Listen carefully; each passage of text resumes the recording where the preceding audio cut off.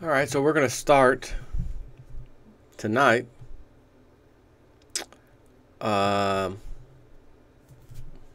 with some Ukraine stuff. Now, right off the bat, you search for anything about Ukraine and sanctions and all that stuff, and we're spewing garbage, spewing nonsense out of their president's mouth, our president. So from ABC News, right, mainstream media, and there's a point to me using this mainstream site that I'm going to show you or tell you about in a second. Russian Deputy Prime Minister laughs at Obama's sanctions. Special report, Obama slams Russia with sanctions, Putin's inner circles targeted. So basically anyone that's a member of Putin, president of Russia's inner circle, is on this sanctions list. And the deputy PM basically laughed and asked if it was a prank, if someone was pranking, like, who's joking. That's basically how they took it. Incredible. So, hold on.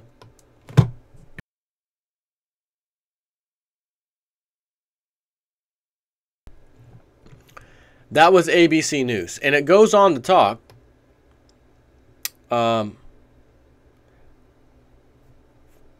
Where's it at? How are U.S. officials have warned about additional sanctions and... What's this nonsense? Close. Warned of additional sanctions for Russian action, hoping it will deter Russia from any further aggression towards Ukraine.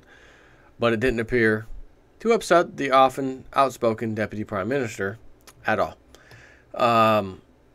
U.S. officials said that among the sanctioned individuals were the key ideologists and architects of Russia's Ukraine policy, while adding that some of the Russian officials were included in the list for their role in curbing, quote, human rights and liberties in Russia.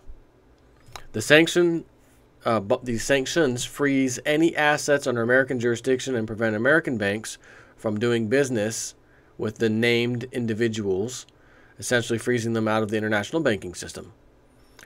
The sanctions also impose a ban on their travel to the United States. The EU is also following through with some sanctions. Now,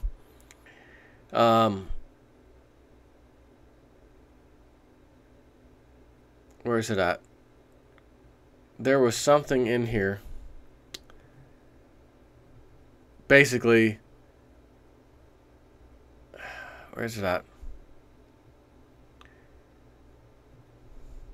Well, let's skip down here for now. I just want to read you some comments. See, because back in the day, several years ago, you'd read a story like this. It didn't matter if it was on someone posting on YouTube or a mainstream site like this.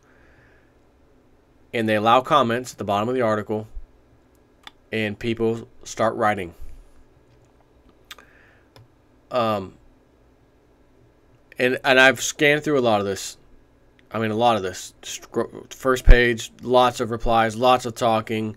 You got the little thumbs up and thumbs down thing, and like this first or second comment really has 797 vote ups. This is what happens when any country doesn't take you seriously. They laugh at you. This is a disgrace for any president and the people of this country. A couple posts down. Did you notice Russians actually had to produce photo ID in order to cast a ballot? Bunch of racists talking about us. Our government. We got dead people voting, right? We've got 100% voter turnout.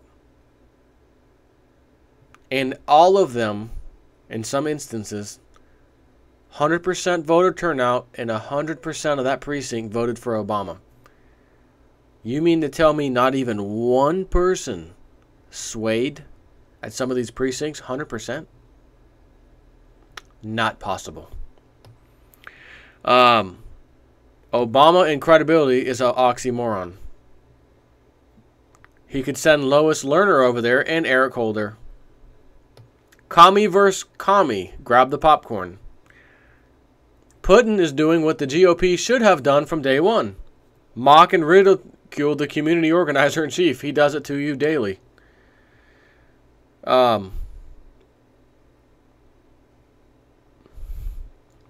Without reading a million of these things, the point I'm making right now, back in the day, just years ago, not many, you'd go to a site like this and it would be pro-America. First of all, this is abcnews.go.com. This is ABC News. The mainstream media, big site, ABC News. Not the local affiliate, okay? You could go to these kind of sites and you'd see the opposite. Americans standing up for America, standing up for the government, damn that Russia, damn all that. Not anymore. These are average people. I mean, do you think people who visit, conspiracy sites or alternative media, all of them flooded ABC News tonight and yesterday, whenever this came out, to basically badmouth? No, there's no way. And we already know our government actively hires participants to go to places just like this online and spew propaganda against that view. In other words, back to pro-America, back to saying Putin's a bad guy and the Ukraine should, was our ally and blah, blah, blah. Okay. Now you go here and it's the opposite. Those people, they can hire as many as they want. Apparently, they can't hire enough because all I keep seeing are comments saying basically, good for Russia. Sorry about our luck here in America. These are American people on this website. Like I said, you could go here a few years ago and it had been the complete opposite. So, I bring you that because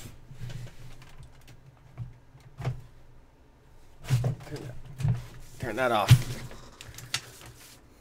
Stupid wife, or not stupid wife, but stupid Facebook, wife's Facebook.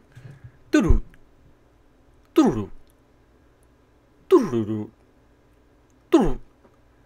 you know I'm doing don't you know I'm doing my own Facebook? It's called Realist News on YouTube. Not even here. Computer's on. Facebook. Go get a life. Get off Facebook. Now, back to important stuff, okay? I want to show you this because what our government has said today and yesterday, mainly today, because now the news is everywhere about, the Ukraine, the Crimea region has voted 95%. The U.S., no, we find that faulty, and the only way they got 95% was because of military scaring people and, that kind of thing, making them think they had to vote that way. Oh, okay, right. So let's put this in perspective. I keep talking about rebel this and rebels that, right? This group in Crimea, now formerly part of the Ukraine, with 50 million people, now is a piece of Russia, effective immediately today. Those people who voted 95% are now what we would call rebels. A rebel is someone who doesn't go with what the government system is, what the viewpoint is. A rebel is the opposite. They want change. We don't want to deal with this government. We want something new. That's the rebel. A textbook definition, as a matter of fact. These people who just voted 95% to join Russia are now considered rebels. But before that happened, as we were getting our greasy, grimy hands ready to scoop up the Ukraine, before Russia stepped in, those same rebels, different rebels now, but generally speaking, rebels, they were already trying to get rid of the prime minister of Ukraine, right? He had to flee, he had to leave, and all that stuff, right? They took over some places, and these people want change, they want a new government, and of course the Western world and the EU by our side.